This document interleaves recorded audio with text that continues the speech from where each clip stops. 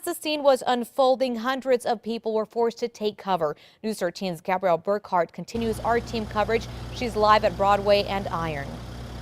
Crystal, this large section of Broadway is where witnesses described a terrifying scene where a suspect in a stolen cop car fired multiple rounds at officers near a very large crowd.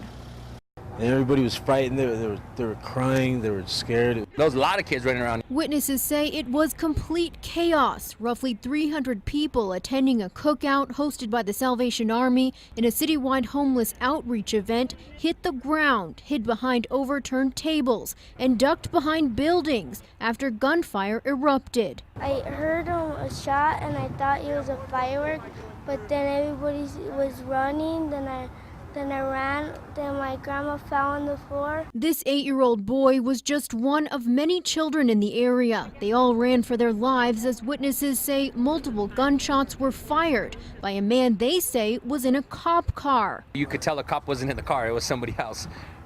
And that's when, I seen his gun come out and he just started shooting. Boom, boom, boom, slowed down, shot him about three more times. Boom, boom, boom. Witnesses say as the shootout moved further north on Broadway, we started laying speakers down, laying tables down, things that we could, putting kids behind us. Families ducked behind anything they could with one thought in mind. I wanted to stay alive and that everybody else around me would stay alive and be okay. It was chaos at its best. I mean, there was no time to think, there was barely time to run, I think, but it was just chaotic.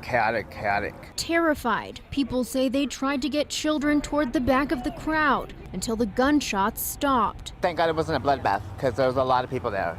Yeah. A lot of people, and it could have been 10 times worse. Catastrophic. Now, witnesses say police held the crowd on lockdown after the incident for about an hour before they let anyone leave. You can see this section of Broadway south of Iron and toward Lead Avenue is still closed. As investigators continue to gather evidence tonight, it's unclear when this section of Broadway will reopen. Back to you. All right, thanks, Gabrielle. Now, bystanders with their cell phone cameras out caught more than they bargained for. This video, taken by viewer Dixie Self, was posted on our Facebook page. The video shows an officer who was wounded during the shootout being carried away on a stretcher and put into an ambulance.